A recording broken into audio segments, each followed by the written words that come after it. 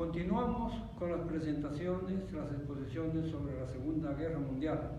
Recuerden que es el frente oriental, el frente soviético alemán, que estaba en territorio profundamente invadido de la ex Unión Soviética. Y vamos a relatar todo lo que sucedió, los horrores que sucedieron en esta Segunda Guerra Mundial, y que ustedes aquí en el Centro Ruso de Ciencia y Cultura de Lima, ¿no?, pueden ver las fotografías que muestran en esta exposición de todo lo que sucedió en la guerra injusta, ¿no?, terrible, que asoló no solamente a Rusia, sino a toda la humanidad, porque también sucedió en Asia con el fascismo japonés. Muchos pueblos de Asia fueron sojuzgados por ese fascismo, paralelamente a lo que hacía Hitler en Europa. Entonces continuemos con un tema que he llamado aquí el trascendentalmente trágico significado de la Segunda Guerra Mundial para la humanidad.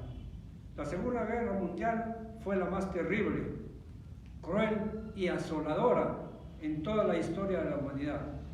Desde 1931, con las invasiones del ejército japonés en el continente asiático, los países del mundo se vieron obligados a incluirse en una guerra para combatir y destruir al fascismo internacional, cuyas ambiciones de dominar el mundo presagiaban un periodo funestamente trágico para la vida de los seres humanos: la destrucción de la economía, de la cultura, de la ciencia, de la salud, de la moral, de las tradiciones, y significaban ello el atraso de los pueblos conquistados.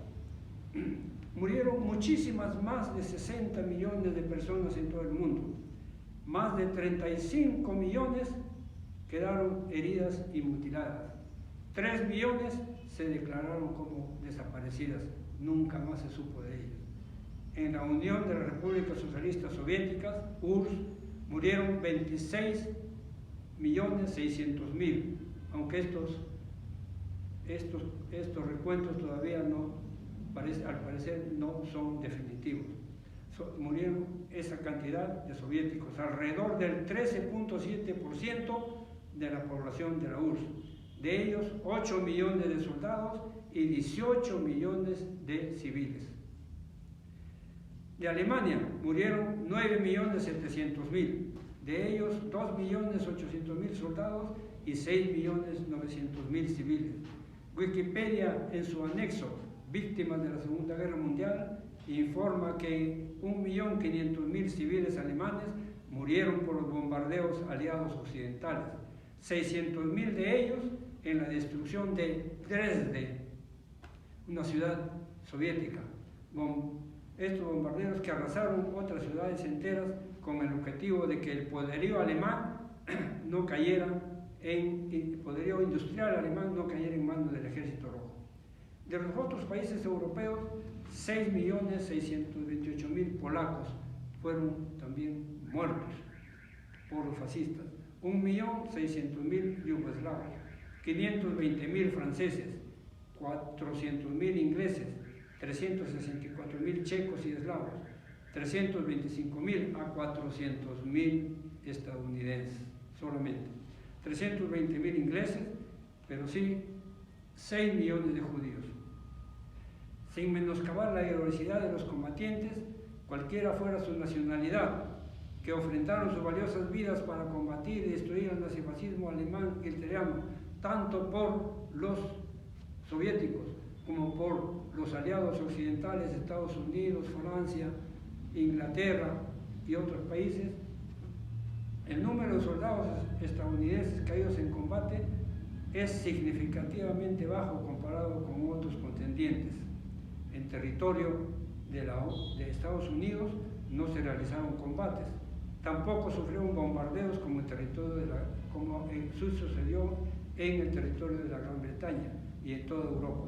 Quizás, sí, oportunamente, de acuerdo a los compromisos adquiridos, los aliados occidentales hubieran abierto el segundo frente occidental, que fue el día de, el 6 de junio de 1940,